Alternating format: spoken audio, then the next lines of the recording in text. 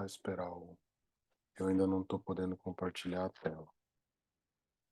Ah, Veja se deu certo, doutor. ainda não.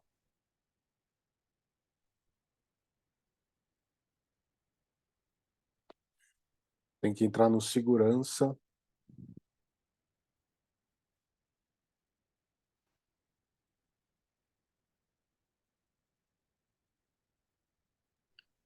Deu certo? Deu certo. Obrigado.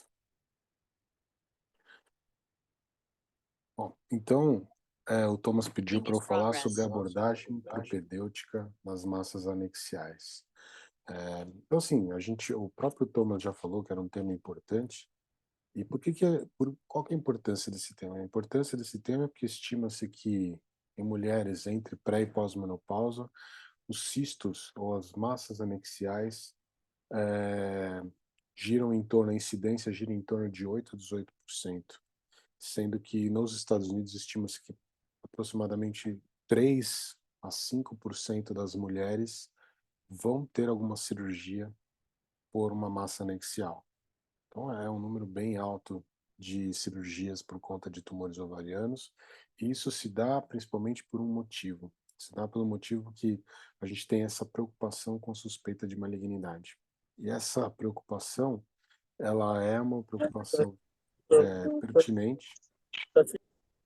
Por que que é pertinente? É pertinente porque quando a gente opera uma mulher com uma suspeita de malignidade, se essa mulher é operada por um médico inexperiente, num serviço inexperiente, ela tem uma média de sobrevida de 25 meses. E se ela é operada por um cirurgião experiente, ela tem uma sobrevida estimada em 40 meses. Ou seja, operar com uma equipe experiente aumenta a sobrevida dessa mulher em até 2 anos. Então isso é muito importante e, e a gente deve levar isso em consideração quando a gente está lá no nosso consultório com uma paciente com uma massa anexial. E aí, será que eu opero? Será que eu peço para o oncologista operar? Ou será que eu, gineco geral, posso operar? Então isso é muito importante.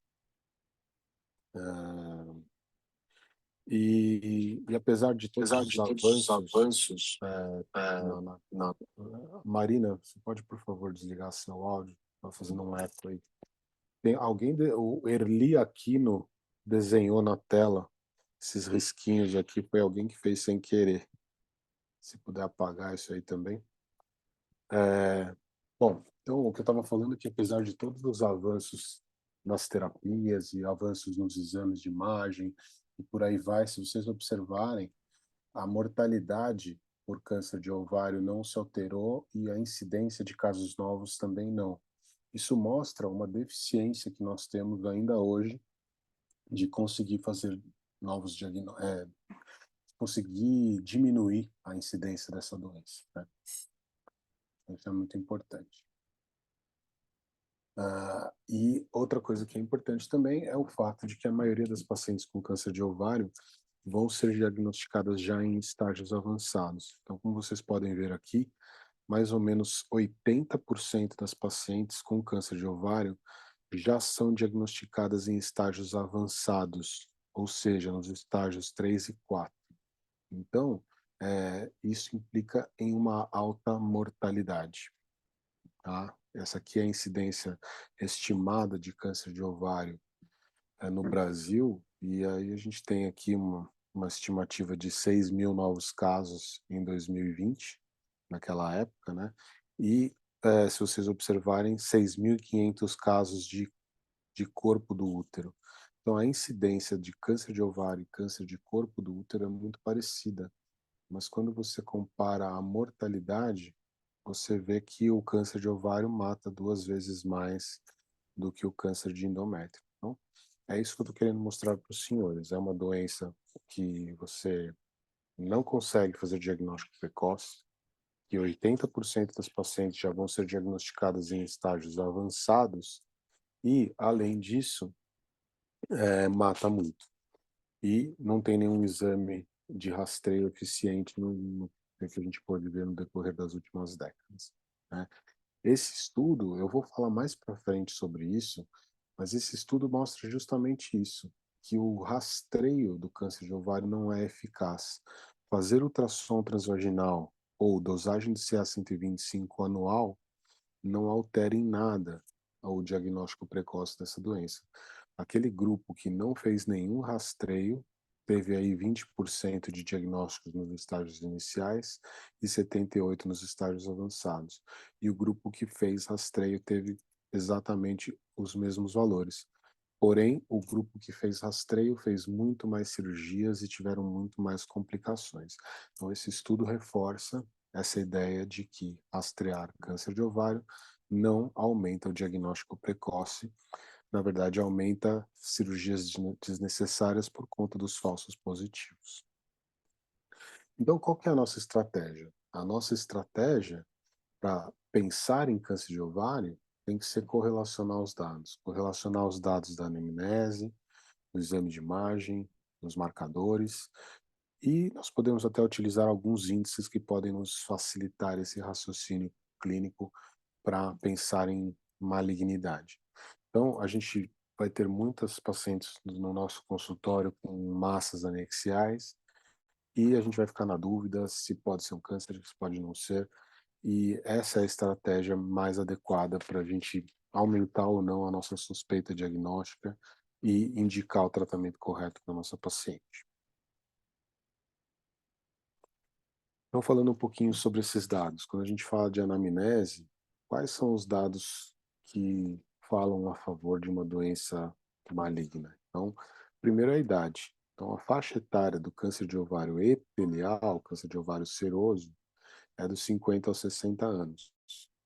Então, mulheres nessa faixa etária têm maior risco de câncer de ovário e nós devemos nos ficar mais atentos a massas anexiais nessa faixa etária, porque tem um risco maior de malignidade.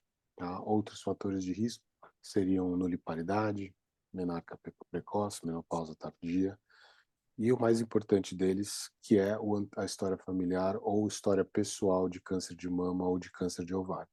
Então, a gente sabe que mulheres que têm parentes de primeiro grau que tiveram câncer de mama ou de ovário têm um risco de ter a mutação nos genes BRCA1 ou 2, então elas têm um risco aumentado para câncer de ovário. Então, na história clínica, os fatores mais suspeitos, eu diria que são a idade ou algum antecedente familiar ou pessoal ou de câncer de mama ou de câncer de ovário. Sintomas. Então, a gente falou um pouquinho da anamnese, sintomas. Será que existem sintomas que podem ser sugestivos de câncer de ovário? Então, assim, o câncer de ovário ele é conhecido como o silent killer, o matador silencioso, justamente porque não existe nenhum exame de rastreio e os sintomas, na maioria das vezes, são vagos e inespecíficos, né? Então, existem alguns trabalhos mostrando que eles existem alguns sintomas. Essa autora, Bárbara Goff, mostrou que pacientes que tinham essa combinação de sintomas, de extensão abdominal, aumento do volume abdominal e sintomas urinários, tinham um risco muito maior de ter câncer de ovário do que mulheres que não tinham esses sintomas combinados. Veja, distensão abdominal, aumento do volume abdominal, urgência urinária são sintomas muito comuns nas consultas ginecológicas. Porém, quando esses sintomas estão combinados e com um aparecimento mais precoce, mais agudo, existe uma chance maior de serem sintomas de câncer de ovário. Então, passando para os exames de imagem, o exame que a gente vai utilizar com mais frequência vai ser a ultrassonografia. É um exame de baixo custo e tem uma grande vantagem, que é a alta sensibilidade, ou seja, ele tem um valor preditivo negativo muito alto. Quando ele não tem nada, não tem nada. Agora, ele tem uma baixa especificidade. Quando nós temos algum sintoma, algum sinal, existe uma grande chance de um falso positivo. Tá? E esse falso positivo vem porque existem inúmeros diagnósticos diferenciais, cistos foliculares, cistos hemorrágicos, abscesso apendicular, apendicite, rim pélvico, cistos tubários, endometriose, endometriomas, massas anexiais sólidas, como fibrotecomas e miomas pediculados. Então, existem diversos tumores benignos ou situações benignas que podem provocar alterações no exame de imagem, na ultrassonografia, e levar a alguma confusão ou um falso positivo. Quais seriam os sintomas, então, ultrassonográficos suspeitos de malignidade? Tumores com diâmetro acima de 10 centímetros, multilocularidade, massa sólida ou parcialmente sólida, excrescências papilares, septo espesso ou irregular, espessamento da cápsula, alteração da ecogenicidade, bilateralidade, ascite ou alguma suspeita de metástase já no exame de imagem, e o Doppler com baixo índice de resistência ou mostrando vascularização dos septos. Então veja, essas são as características que nos falam a favor de malignidade, mas mesmo tumores benignos podem apresentar essas características, que é isso que a gente estava falando até agora e que traz essa grande dificuldade pro diagnóstico do câncer de ovário. A ressonância magnética seria então o exame que poderia nos ajudar um pouco mais. Ele vai ajudar até em 20% das pacientes que têm um achado ultrassonográfico indeterminado. Ele tem uma especificidade um pouquinho melhor, tem uma maior acurácia, principalmente porque a gente consegue diferenciar conteúdo hemático, lipídico e fibroide. Ou seja, pacientes que tenham miomas pediculados, ou pacientes com endometriose, ou com algum conteúdo gorduroso, como por exemplo nos teratomas, podem ter uma diferenciação na ressonância que vai nos facilitar um diagnóstico, tá? Mas assim, veja, tem uma especificidade um pouco maior, principalmente nessas situações que eu acabei de mencionar, mas mesmo assim não é nada de muito excepcional. Veja que não tivemos um aumento dos diagnósticos precoces de câncer de ovário, nem uma diminuição de mortalidade nos últimos anos, como eu já mencionei. A tomografia, ela tem uma acurácia semelhante à da ressonância para avaliar a disseminação intracavitária, ou seja, naquelas pacientes que eu tenho uma forte suspeita de câncer de ovário, que tem um antecedente familiar, que tem sinais muito evidentes da doença, a ressonância não vai acrescentar muita coisa, mas a tomografia pode ser utilizada para avaliar se há presença de carcinomatose, de uma metástase hepática ou qualquer coisa do gênero. E nesse sentido, a tomografia tem uma acurácia semelhante à ressonância. Bom, então eu falei um pouquinho da anamnese, falei um pouco de sinais e sintomas, falei dos exames de imagem, agora a gente vai falar dos marcadores. O principal marcador para os tumores epiteliais de ovário é o CA125. Ele é uma glicoproteína produzida pelo mesanoma. E ovários normais também podem produzir, principalmente em cistos de inclusão ou áreas de metaplasia ou nas papilas. Então, assim, o CA125 é um dos melhores marcadores, porém, várias condições benignas também podem aumentar CA125. Então, miomas podem aumentar CA125. MIPA pode aumentar CA125. A endometriose, os endometriomas. Veja, pacientes que têm cirrose e ascite, 100% delas terão CA125 aumentar.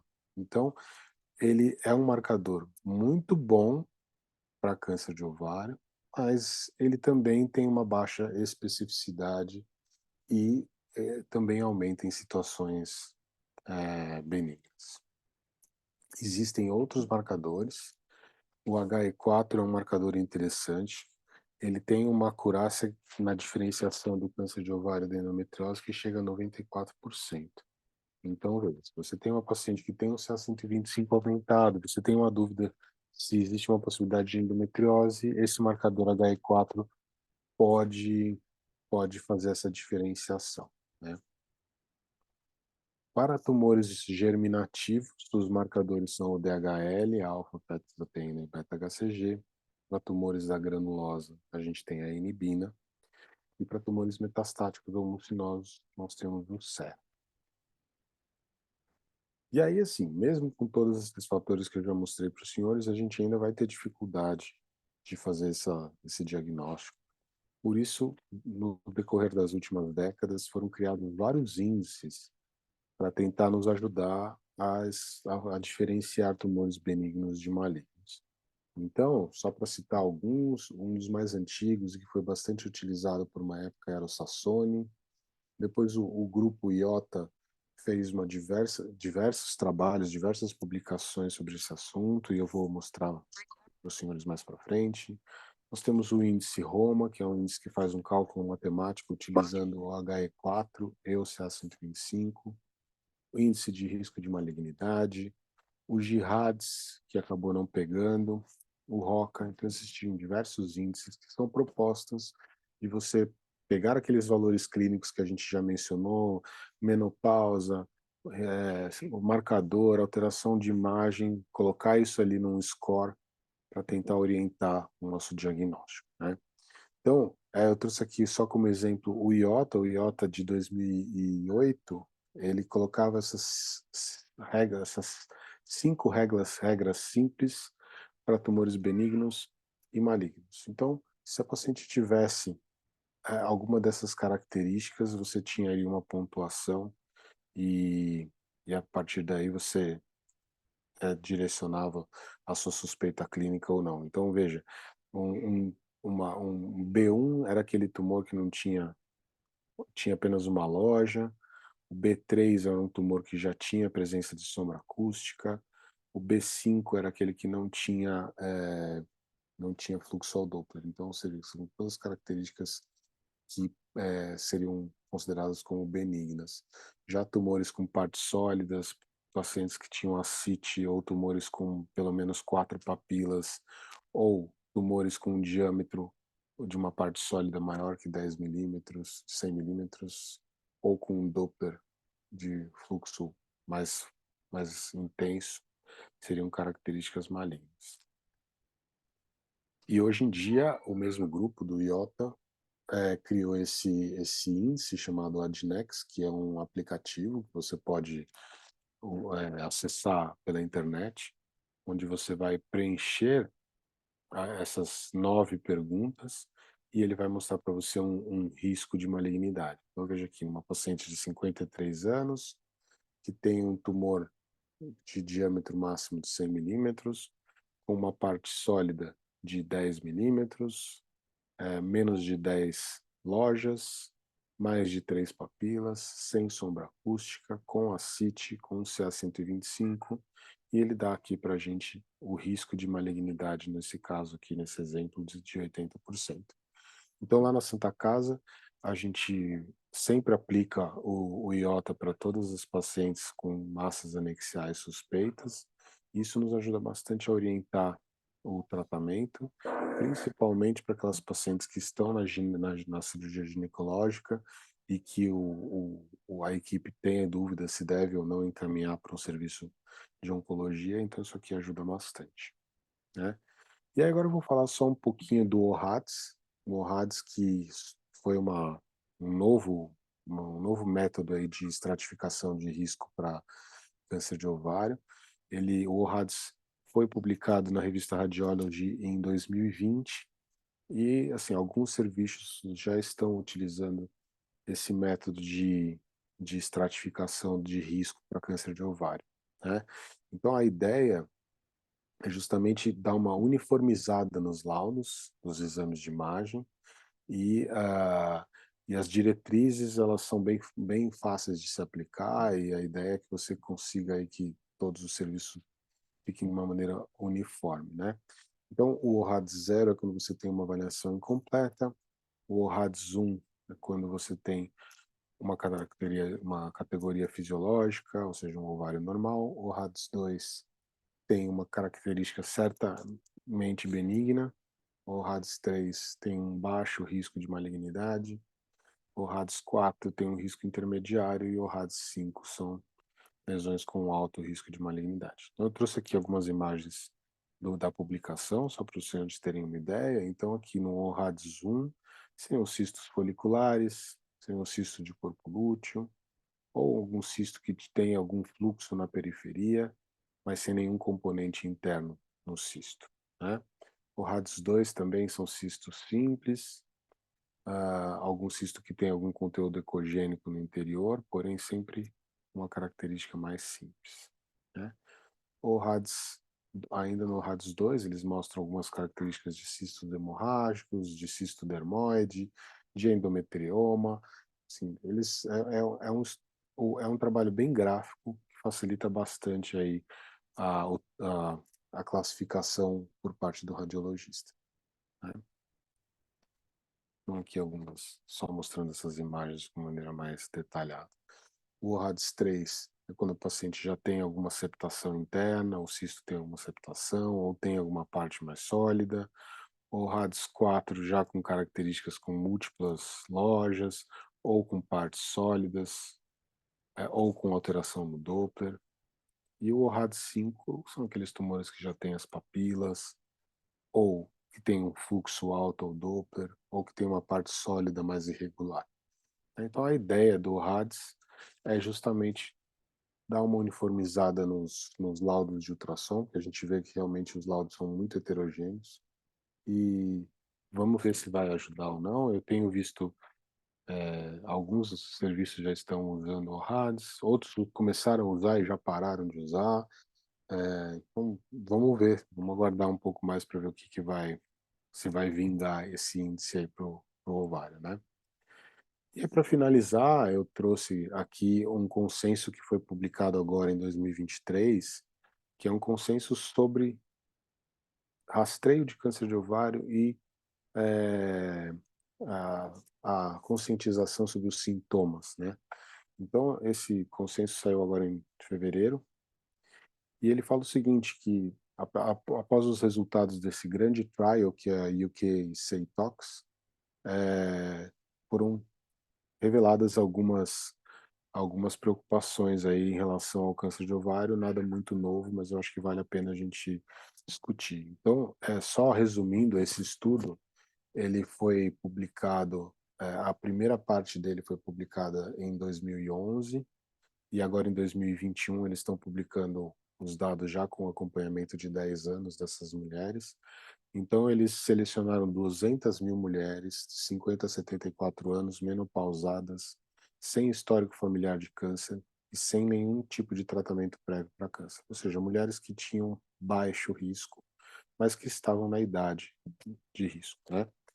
Então, um grupo de mulheres fez o rastreio com CA-125, utilizando esse índice chamado ROCA. Outro grupo de mulheres fez o rastreio ultrassonográfico e outro grupo de mulheres não fez nenhum rastreio. Esse recrutamento ocorreu de 2001 a 2005 e eles seguiram essas mulheres por uma média de 16 anos. Então, no grupo do rastreio multimodal, as pacientes faziam CA-125 anual, e se elas tinham um ROCA, que é um algoritmo mostrando um CA-125 suspeito, elas repetiriam esse CA-125 em 3 meses, e se ele continuasse suspeito, ela faria um ultrassom combinado. O outro grupo, as pacientes faziam ultrassom transvaginal anual e o outro grupo não tinha nenhum rastreio. E o que eles observaram? Aquele grupo que fez o rastreio multimodal teve mais ou menos 40% de diagnóstico nos estágios iniciais, sendo que no grupo com rastreio com ultrassom foi cerca de 30% e no sem rastreio 27%. Então, num primeiro momento, o que se observou foi que esse rastreio multimodal permitiu 47% mais diagnósticos de casos iniciais. Então, isso parecia promissor. O rastreio, utilizando o CA-125 e esse algoritmo ROCA, parecia que teria algum tipo de benefício, mostrando aí 40% de diagnósticos precoces a mais. Porém, quando o estudo chegou nos 10 anos de observação dessas pacientes, o que se observou foi que esses dados, esses rastreios não alteraram a mortalidade. Então, quando se fez a curva de mortalidade dessas pacientes, se observou que não se alterou, mesmo no grupo sem rastreio, no grupo com rastreio ultrassonográfico e no grupo com rastreio multimodal. Nesses três grupos, a mortalidade foi exatamente igual. E qual que é a conclusão, então, do estudo e que foi agora, então, recomendado pela Sociedade Americana de Ginecologia Oncológica? O achado que o screening para o câncer de ovário através do CA-125 e ultrassom não reduz mortalidade. Esse trial mostrou que muitas mulheres identificaram o câncer em estágios mais iniciais, porém isso não impactou na mortalidade. Então, é importante mostrar que os métodos de screening atuais não salvam vidas na população, não salvam vidas na população geral, mas eles podem causar danos.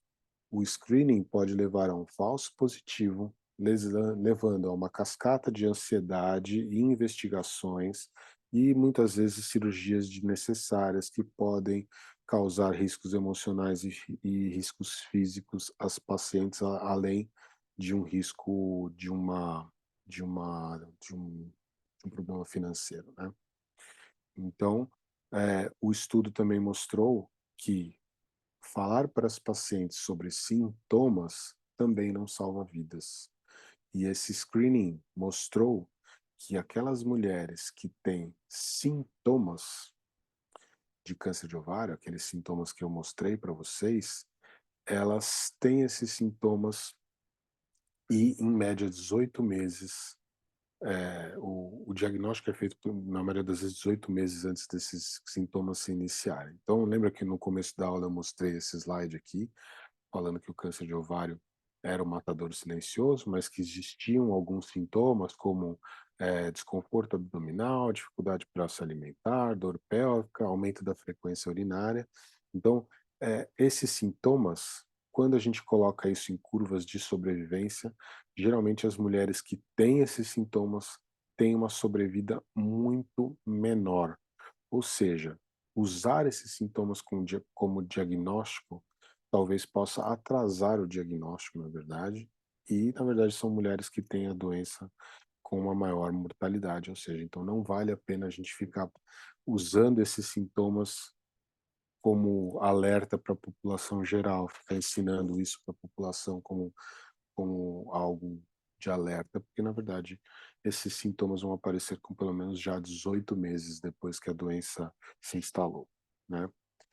Então, concluindo, esse consenso encoraja as pessoas que possuam ovários a conhecer seu risco, sugere testes genéticos para a população de risco, aquela população que tem um risco maior, vale a pena fazer os testes genéticos, conscientizar os ginecologistas da importância do encaminhamento das pacientes com suspeita de câncer para serem tratadas inicialmente por um especialista, encorajar pacientes que serão submetidas a cirurgias pélvicas por condições benignas que elas façam uma salpingectomia oportunista, encorajar os testes genéticos em familiares de pacientes que têm mutação conhecida e encorajar o tratamento oncológico personalizado, se possível, com um teste genômico do tumor.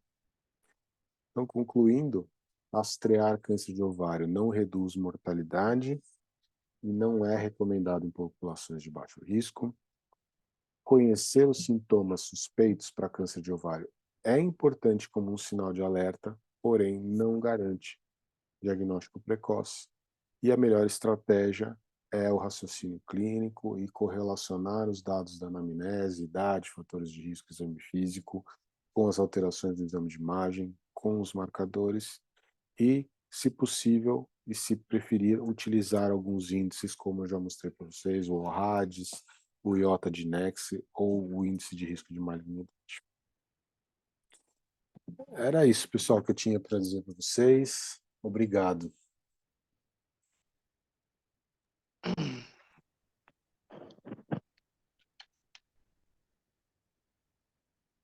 Estão me ouvindo aí? Damos sintomas. Tá dando para ouvir? Tá dando para ouvir? Tá sim. Bom, em primeiro lugar, agradecer, né? Deixa eu botar aqui o negócio para ficar mais bonitinho. Agradecer sua aula, né? Como você, né, a gente já te conhece, eu já te conheço há muito tempo, né? Suas aulas são muito boas, concisas, práticas e objetivas. E fiquei um pouco frustrado, né? Porque a gente sempre quer achar um diagnóstico precoce, né?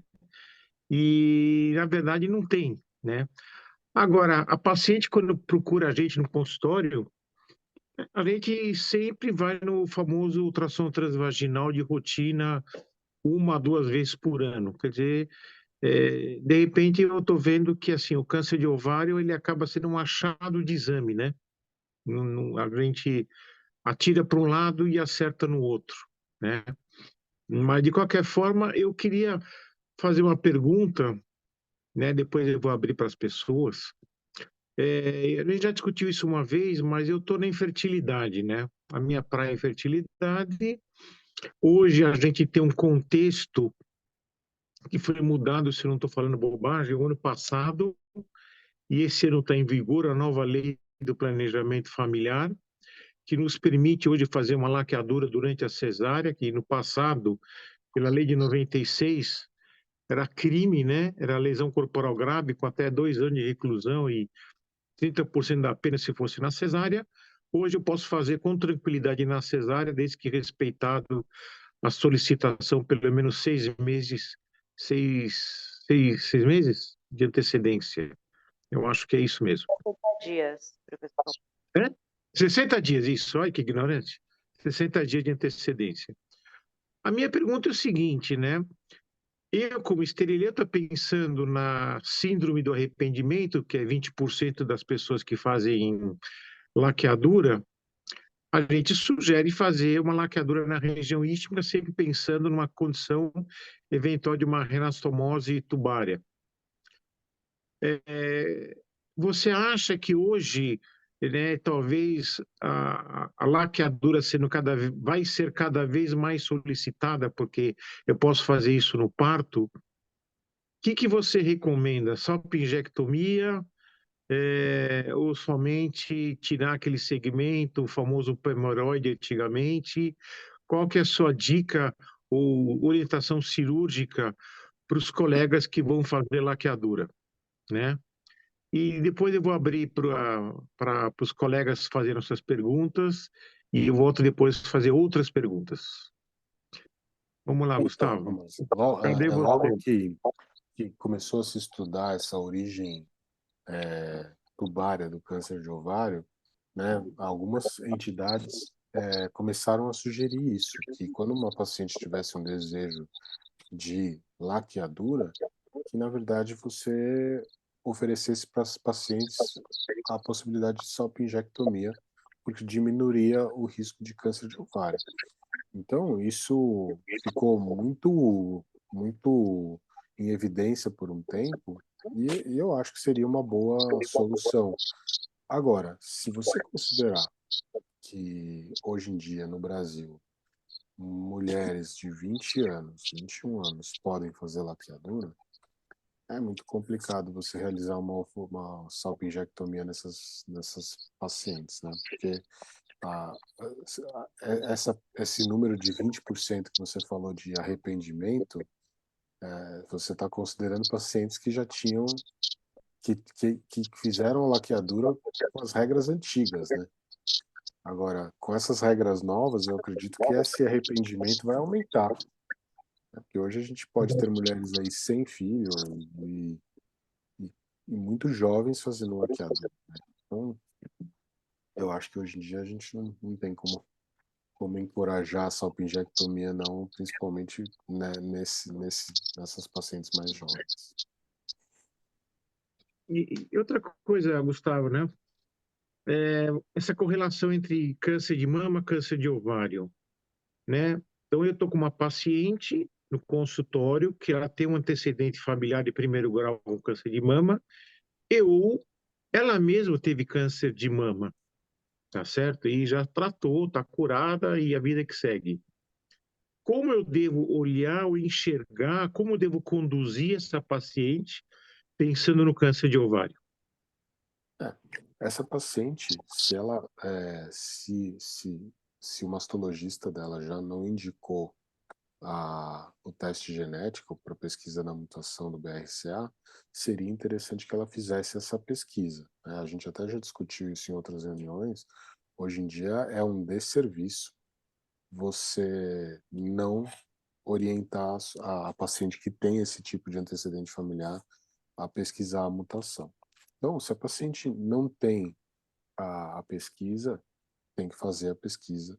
Se ela não tiver condições de fazer a pesquisa e ela tiver ali uma massa anexial ou alguma coisa suspeita, você tem que lembrar dessa possibilidade de mutação do BRCA e tem que tratar de maneira mais agressiva, assim. Não dá para ficar só observando tumor de ovário em paciente que tem já um antecedente pessoal ou familiar de câncer de mama. E mais uma perguntinha, estou ficando empolgado aí, mas vamos pensar nessa paciente que já tem um BRCA1 ou 2 alterado. Como eu devo fazer o meu segmento nessa paciente pensando no ovário? Perfeito. Então, assim, a paciente já tem sabidamente a mutação do gene. Então, qual que é a recomendação do NCCN? A recomendação do NCCN é que essa paciente faça a mastectomia profilática, né, se ela não teve câncer de mama, e que ela faça a oforectomia profilática quando ela tiver prole constituída. Agora, se essa paciente não tiver desejo, não consentir com a oforectomia ou não tem prole constituída ainda, a recomendação é que ela faça o rastreio multimodal com CA125 trimestral utilizando o índice de Roca. Essa é a recomendação. Você vai fazer aquele algoritmo e Você falou CA125 trimestral. Desculpa, não vi. Trimestral? Não, ela vai fazer semestral e se ela tiver uma Semestral. alteração, Eu vi errado. aí é trimestral. E como é que é esse ROCA? Eu estou acostumado com o IOTA Adnex e, eventualmente, os laudos do RATS. Como é que eu manipulo, interpreto esse ROCA? Que é uma coisa que está fora do métier da gente, do gineco geral. Ele está fora do métier de todo mundo, na verdade. Que o ROCA, ele é um teste que foi desenvolvido para esse estudo, aquele estudo do Reino Unido que eu mostrei, e é um algoritmo matemático. Eles fazem uma conta matemática baseado na idade da paciente, em outros fatores clínicos, e esse índice foi patenteado e hoje ele é propriedade de um laboratório. E assim, na verdade, se você quiser aplicar isso para os seus pacientes, ela vai ter que pagar. Ela vai ter que pagar para ter essa cálculo matemático aí do ROCA. Você tem que entrar no site deles lá e contratar. Certo. Pessoal, eu abro para os professores, alunos, residentes, o pessoal fazer as suas questões. Abram a tela, a voz e perguntem, por favor. Em relação à pergunta que o doutor fez, nessas pacientes de alto risco que vai fazer rastreio, você falou o CA125, o ultrassom não entra ou entra também junto? Nessa recomendação desse estudo, não entra. Nesse estudo, você só vai fazer ultrassom se você tiver dois CA125 alterados. Tá, obrigada.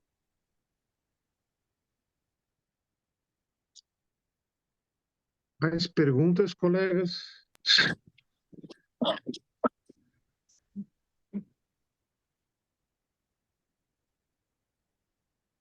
Laura, tem algum questionamento?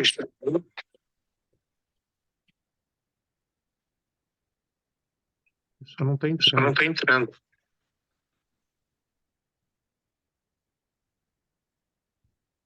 Estou vendo aqui no chat.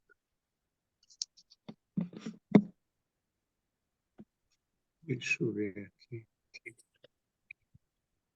Acho que ninguém está fazendo perguntas. Alguém tem alguma colocação a fazer, por favor? Alguma dúvida? Eu quero perguntar, Thomas. Por favor, você que manda. Boa noite. Oi, Gustavo, boa noite. Meu nome é Luciana. Quando você falou do estudo que fez esse estudo com a mortalidade, você fala do CA-125 e o ultrassom, que você compara e fala que no final a mortalidade não tem diferença. E aí a gente fica pensando assim, né? Por que que no final não teve diferença na mortalidade, né? Por que que você não rastrear nada e você rastrear não fez diferença nenhuma? Então, assim, não procurar nada, procurar. O que que você acha na tua análise desse estudo? Por que que a gente não procurar nada e procurar? Eu fico pensando assim, né? Porque eles falam que o custo vai ser maior, a ansiedade do paciente. Mas assim, por que que o ultrassom, por que o marcador, por que que eles não fizeram nenhuma diferença? Porque quando você já tem a imagem, porque quando você já tem o marcador, a doença já está instalada, seria isso? Essa resposta, isso foi muito trabalhado nesse estudo, né? Na discussão desse estudo, eles falam muito disso. Por que que será, né? Porque assim, esse estudo ele foi feito em duas etapas. Uma primeira etapa acompanhou essas mulheres por 10 anos e chegou à conclusão de que aquele grupo que fez o rastreio com o CA-125 multimodal, que é esse ROCA, teve um benefício, teve diagnóstico precoce. Mas aí, quando eles acompanharam essas mulheres com câncer de ovário que tiveram diagnóstico precoce de maneira mais prolongada, eles viram que elas morreram igual às outras mulheres que tinham um diagnóstico mais tardio. E aí o próprio estudo fica pensando, poxa, será que é porque essas mulheres tiveram um diagnóstico é, mais precoce porque a doença delas era pior do que as outras? Mas não, porque elas estavam em estágios mais iniciais. Então, assim, realmente não se tem essa resposta, né? Mas o que eles quiseram mostrar é que não fez muita diferença no final das contas. Agora, vamos pensar, Luciana, no nosso dia a dia, né? Que é isso que a gente sempre fala. Para a nossa paciente, se a gente conseguir fazer diagnóstico precoce, talvez a gente esteja salvando a vida dela, né? Então, quando você fala em saúde pública, que é isso que esses estudos analisam, e você vai avaliar custo-benefício, eles mostram que não vale a pena. Agora, no nosso consultório, na nossa prática diária, eu acredito que a gente deva continuar fazendo ultrassom anual para todos os pacientes e, se elas tiverem alguma alteração, prosseguir com a investigação. Assim, é uma chance que a paciente tem de ter um diagnóstico. Eu achei super importante esse estudo, mas como a gente aqui está numa coisa que é uma universidade, é uma coisa acadêmica, eu acho que a gente tem que pensar exatamente esses dois lados, né? A gente tem que pensar em saúde pública, a gente tem que pensar no Brasil, mas a gente também tem que ter essa consideração que a gente também não vai deixar de rastrear, a gente não vai deixar de fazer diagnóstico precoce, porque no final a mortalidade vai ser a mesma, porque quando você individualiza um caso e você faz a diferença na vida daquela pessoa, a gente tem que pensar que a gente tem que continuar fazendo diagnóstico precoce. É. Por isso que eu quis fazer esse questionamento, porque senão a gente acaba não querendo pedir mais exame para ninguém, porque no final todo mundo vai morrer do mesmo jeito. Uhum. Então, assim, os estudos, eles são muito assim, eu vou pensar na economia, eu vou pensar que a paciente vai ficar angustiada e que todo mundo vai morrer no final. Mas isso é isso que você está falando, a gente tem que pensar que a gente vai ter que continuar fazendo diagnóstico, e quanto mais precoce, a gente vai fazer a diferença na vida daquela pessoa e que essa pessoa vai ter uma qualidade de vida diferente. Eu não sei se a Aline está aqui, a Aline faz onco. Ela trabalha com a gente e ela trabalha com ovário, ela trabalha com endométrio. E hoje a gente tem muita coisa com imunoterapia. Hoje em dia a gente opera cada vez menos e a gente trata cada vez mais com químico, imuno. Estamos operando cada dia menos as pacientes e tratando cada vez mais. Então, sempre o diagnóstico precoce para a gente é muito melhor. Concorda comigo nisso? Concordo sim. Acho que a gente tem que levar em consideração esses estudos, ter consciência desse tipo de rastreio, mas ao mesmo tempo a gente tem que levar em consideração o indivíduo que está lá na nossa frente no consultório, que é o mais importante no final da história, né? Então, Gustavo, eu só queria recapitular um ponto que me incomoda, mas eu não sei por que eu estou pegando muito, eu estou ficando até meio traumatizado, né? Estou pegando muita paciente com câncer de mama, né? Paciente com câncer de mama que já foram tratadas, né? Muitas delas são jovens, talvez até diria que talvez grande parte delas já tenham o seu tratamento já terminado, porque hoje se fala muito no diagnóstico precoce do câncer de mama, Uhum, então a cura está vindo, né? uhum. Então, se eu entendi bem, a paciente com BRCA1 e 2 alterado, sugerir propor a oforectomia bilateral, correto? É isso Correto. mesmo? Essa é a recomendação de todas as sociedades de oncologia, porque a paciente que tem a mutação do BRCA, ela pode ter até 80% de risco de câncer de mama, mas ela tem de 30 a 50% de risco de câncer de ovário. Então, Entendi. você tem que ter esse cuidado também. Agora, deixa eu te fazer uma pergunta. Eu estou falando muita bobagem na seguinte hipótese: uma paciente em idade reprodutiva que teve seu câncer de mama tratado, né? Ou vai ter o seu câncer de mama, vai fazer uma químio, depois vai para a cirurgia, vai para a quimionel, depois vai para a cirurgia, talvez faça depois uma quimio adjuvante, e ela me procura para fazer banco de óvulos, tá certo? Porque ela não tem prole constituída. Então tem toda a lógica eu fazer o banco de óvulos dela, até mesmo pensando não na falência ovariana pela quimioterapia, mas pensando que amanhã ela possa fazer uma oforectomia e eu vou fazer o FIV dela naquele banco de óvulos, eventualmente incrementar mais esse banco de óvulos. É isso mesmo? É, eu acho que é uma. Eu nunca li nada a respeito disso, Thomas, mas eu acho que O faz todo consenso. sentido, né? Faz todo Agora, sentido. eu congelando óvulos de uma paciente com CA de mama ou, vamos botar de forma assim, congelando óvulos de uma paciente com BRCA alterado, tá? E num segundo momento, essa paciente vai fazer uma oforectomia ou então ela tem alguma lesão no ovário, eu vou fazer uma pensando como se fosse um endometrioma, tá certo? Porque hoje o endometrioma, a pegada é essa, né? Você congela os óvulos, opera, né? E depois, se for necessário, você faz o FIV, tá? Pensando numa paciente com uma massa anexial suspeita, eu vou lá, congelo os óvulos dessa paciente. Você faz a cirurgia e a tua cirurgia ela vai ser uma panesterectomia ou você vai preservar o útero? Qual que, num diagnóstico inicial, tá certo? Se você vai preservar esse útero ou não? É, a gente tem, hoje, o que você tem na literatura é pacientes que tenham a doença restrita ao ovário, sem invasão da cápsula, ou seja, estágio 1A, elas têm a possibilidade de preservar o útero e o outro ovário, se tiverem desejo de gestar.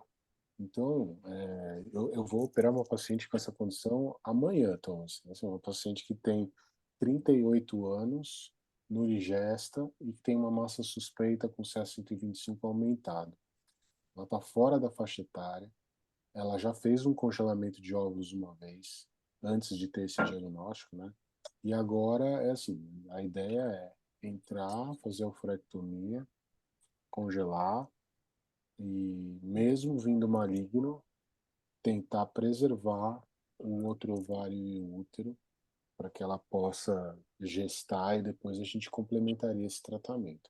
Mas eu só tenho literatura a favor disso para pacientes que tenham tumores muito iniciais, nos estágios 1A, que é muito difícil da gente encontrar, pelo que eu mostrei para vocês na aula. Agora, Gustavo, vamos pensar numa outra hipótese. Essa paciente, essa mesma paciente que você está me falando, ela está no estágio mais avançado, você vai fazer uma histerectomia, uma panhisterectomia, né? Vai tirar tudo, vai abordar provavelmente linfonodos, mas ela já tem um banco de óvulos. Muito bom. Mas ela quer gestar. Então, ela vai fazer um útero de substituição. Tá certo? Ela vai pegar o óvulos que ela congelou, juntar com o material do marido, vai formar os embriões, e esses embriões vão no útero dos familiares dela. Muito bom. Existe algum risco desses embriões que eu venha formar terem também essa capacidade de neoplasia ovariana? Ou eu posso... Oi? Alô? Agora... Alô? Estão me ouvindo? Aqui. Estamos.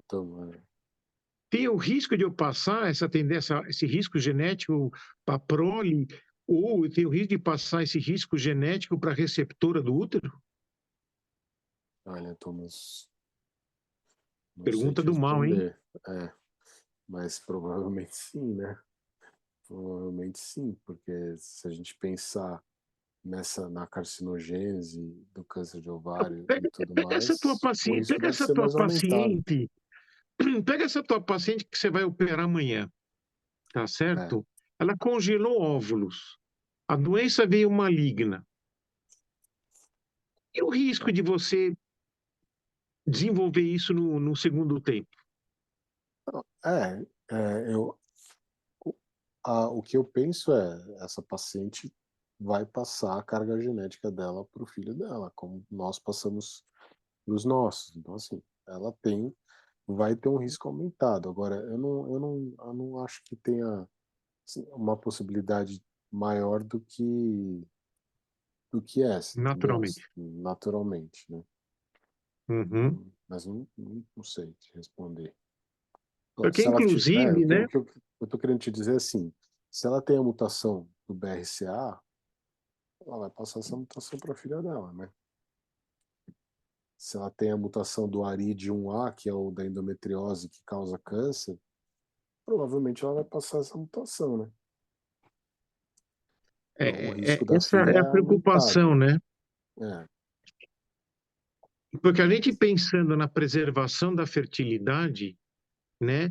Quais são os tumores ovarianos que vale a pena preservar a fertilidade ou não, pensando na prole da paciente, né? Isso que é uma pergunta que ninguém respondeu até agora para a gente, é, né? Porque preservar a fertilidade, essa é a parte fácil da coisa, né? Duro é você depois ver o estrago que você está levando para outras gerações, entendeu? Eu gostaria de saber da plateia outras perguntas, dúvidas, né? Passar algum caso que tiveram na vida, né? Por favor, que agora é a hora. Alguém está presente, quer se manifestar? Depois que o senhor falou, professor, eu ainda fiquei pensando, mas a gente poderia fazer uma seleção, talvez, de sexo, embrião feminino, não sei, que a gente já faz. É que, assim, é uma coisa muito.